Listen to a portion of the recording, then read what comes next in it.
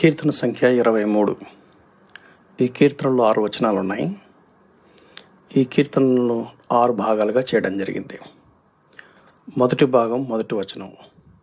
యెహోవా నా కాపరి, నాకు లేమి కలగదు. దీనికి పెట్టినటువంటి పేరు ఏంటంటే, యేసుక్రీస్తు నా కాపరి, నాకు చింత లేదు. యెహోవా అనే నామము మొట్టమొదట మోషేకు బయలుపరచబడింది నిర్గమకాండం 3వ అధ్యాయంలో. అక్కడ మోషే నీ పేరేం పేరు అని అడుగుతాడు. నేను అని అన్నాడు, ఉన్నవాడను అని అన్నాడు.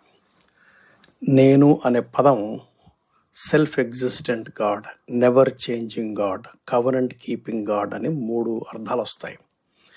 నిబంధన నెరవేర్చే దేవుడు, స్వయంభవుడు, మార్పు లేనివాడు. యేసుక్రీస్తు వారు యోహాను సువార్తలో 7 సార్లు నేనే నేనే అన్నాడు. అంటే ఆ యెహోవాను నేనే అన్నాడు.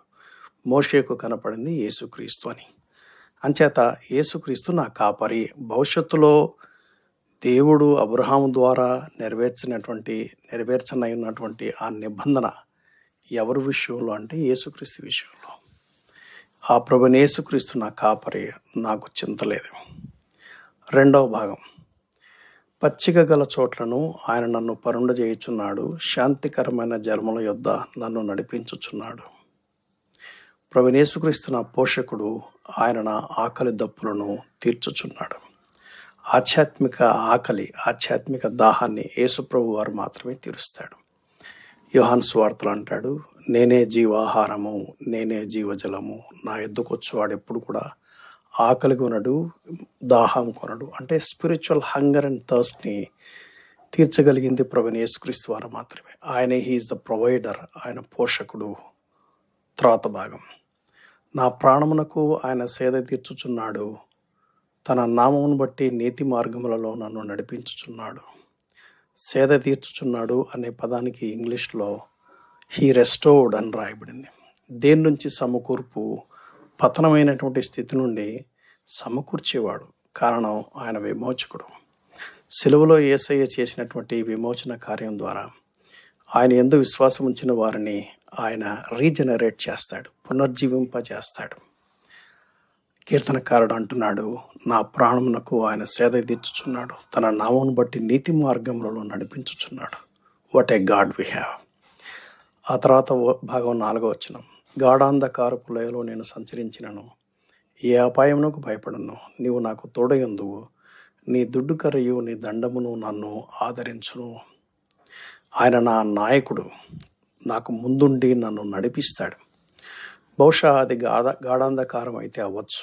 కాపరి గనక కాపరి స్వరాన్ని విని గొర్రెలు వెంబడిస్తాయి. కాపరి ఉన్నంత వరకు గొర్రెలకి భయం లేదు.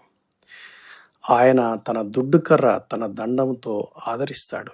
ఒకటి పోషిస్తుంది, ఒకటి శత్రువుల నుంచే కాపాడుతుంది. అందుకే ఈ భాగానికి పెట్టిన పేరు ప్రభువైన యేసుక్రీస్తు నా నాయకుడు, ఆయన నాకు తోడై ఉండి నన్ను నడిపించి కాపాడి ఓదార్చేవాడు. తర్వాత భాగం 5వ వచనం. నా శత్రువులు ఎదుట నువ్వు నాకు భోజనం సిద్ధపరచుదువు, నూనెతో నా తల అంటి ఉన్నావు, నా గిన్నె నిండి పొర్లుచున్నది. నూనెతో నా తల అంటి ఉన్నావు. ఓ ప్రత్యేకమైన పని కోసం ప్రతిష్ఠించడం. శత్రువులు ఉంటారు, తప్పదు. నీతి న్యాయాలుగా బ్రతికినప్పుడు ఖచ్చితంగా శత్రువులు ఉంటారు. అయితే శత్రువులు మనకంటే బలమైన వాళ్ళు కదా. అయితే యేసుక్రీస్తుకున్నటువంటి మరొక పేరు ఏంటంటే సైన్యములకు అధిపతి యెహోవా. ఆయన మన పక్షంగా యుద్ధం చేస్తాడు. మన శత్రు ఎదుట ఆయన సమాధానాన్ని అనుగ్రహిస్తాడు. దావీదు అదే అంటాడు, యుద్ధము యెహోవాదే, నా గిన్నె నిండి పొర్లుచున్నది. I'm happy. నేను ఇతరులను ఆశీర్వదిస్తాను. What a blessing it is. ప్రభువైన యేసుక్రీస్తు సైన్యములకు అధిపతిగా మన యుద్ధాలు చేసి, మన పోరాటాల్లో మనకు విజయం అనుగ్రహించి, మన శత్రువుల ఎదుట సమాధానం అనుగ్రహించే దేవుడు. చివరిగా 6వ వచనం. నేను బ్రతుకు దినములు నీవు కృపాక్షేమములు నా వెంట వచ్చును, చిరకాలము యెహోవా మందిరంలో నేను నివాసం చేసేదను. చిరకాలం నివాసం చేసేదని అంటున్నాడు. దావీదుకున్నటువంటి హోప్ ఎంత అద్భుతం చూడండి. అందుకని ఈ భాగానికి పెట్టిన పేరు ప్రభువైన యేసుక్రీస్తు తిరిగి వస్తాడు, శాశ్వతంగా తనతో ఉండుటకు నన్ను తీసుకుని పోతాడు. నేను బ్రతుకు దినములన్నీ కృపాక్షేమములై ఈ భూమి మీద తర్వాత రానైనటువంటి లోకంలో కూడా ఆ దేవునితో నిత్యత్వం ఉంటాననే ఆ అద్భుతమైనటువంటి నిరీక్షణ ఎవరికి ఉంటుంది?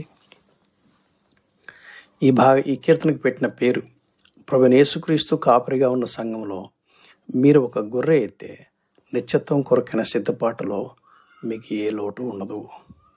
ఇటువంటి అనుభవాన్ని మీకు కలుగజేసి దేవుడు మిమ్మల్ని మెండుగా దీవించునుగాక. Thank you. God bless you.